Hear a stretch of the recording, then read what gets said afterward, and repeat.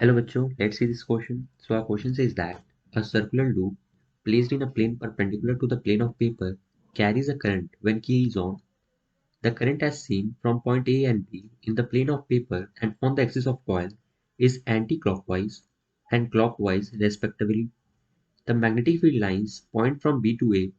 The north pole of the resultant magnet is on the face close to A, B, A if current is small and B if current is large. B if current is small and A if current is large.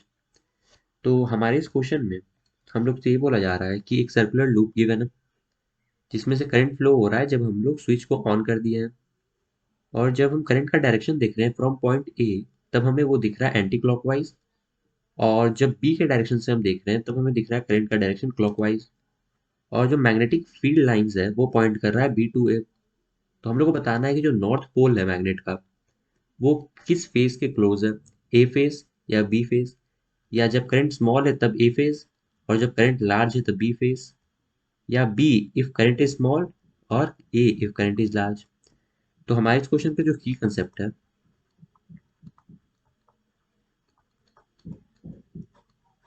ये हमारा एक diagram वाला trick है that says कि ये हमारा coil है मान लेते हैं एंड ये हमारा सेकंड कॉयल है।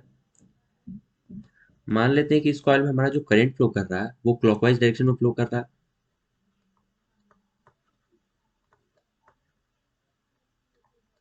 है एंड इसमें हमारा जो करंट है वो एंटी क्लॉकवाइज फ्लो कर रहा है।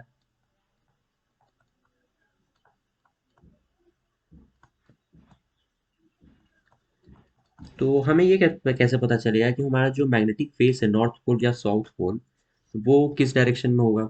तो इसे हम ऐसे याद रख सकते हैं कि अगर हमारा जो करंट वो क्लॉकवाइज है तो वो इस एस को रिप्रेजेंट कर रहा है,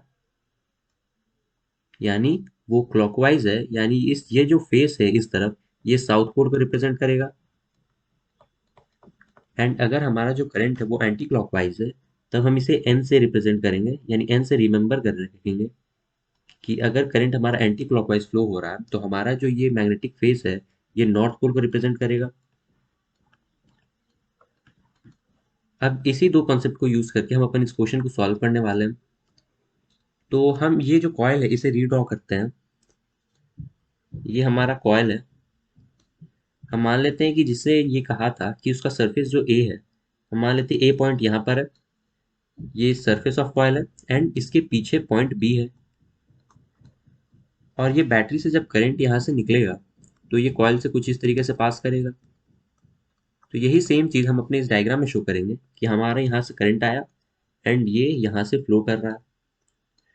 तो हम जब ए की तरफ से देखेंगे तो हमें ये दिखेगा कि ए की तरफ से जो करंट का डायरेक्शन है वो एंटी क्लॉकवाइज है जो हमारे क्वेश्चन में बोला गया है, और बी की तरफ से जब देखेंगे तब हमारा जो करंट का डायरेक्शन वो क्लॉकवाइज हम लोग को दिखेगा जो इस क्वेश्चन में गिवन है that from be the direction of current is clockwise.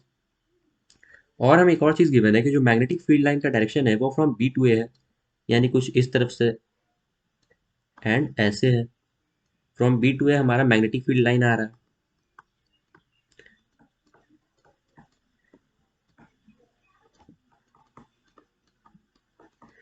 तो क्योंकि हमारा जो नॉर्थ पोल होगा वो वायर के उस डायरेक्शन में होगा जिस तरफ से हमें जो करंट है वो एंटी क्लॉकवाइज दिखता है, हमने यहाँ पर अपने इसकी कंसेप्ट में पढ़ा हुआ है।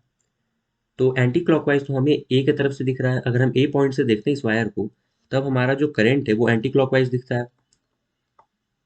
Current is in anti clockwise direction.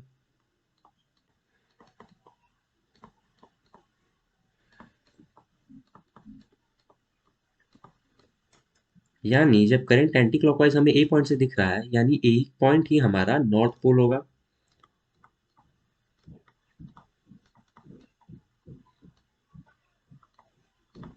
यानी इस वायर का जो ये वाला फेस है ये नॉर्थ पोल की तरह बिहेव करेगा एंड जो बी सरफेस का जो फेस है जो बी पॉइंट की तरफ फेस किया हुआ है वो साउथ पोल की तरह बिहेव करेगा।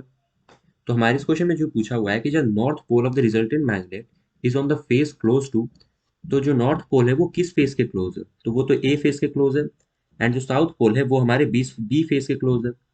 तो क्योंकि हमारे इस क्वेश्चन में नॉर्थ पोल के बारे में पूछा इसलिए हमारा ऑप्शन ए करेक्ट हो जाएगा। That is the north pole of the resultant magnet face close to A. B हमारा गलत हो जाएगा।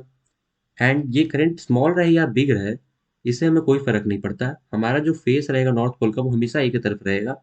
तो हमारा C option and D option गलत हो जाएगा इस केस में। सो नाउ हम लोग को मिल गया हमारा जो करेक्ट आंसर है वो option A, that will be the correct answer for this question. Hope you got this well, best of luck.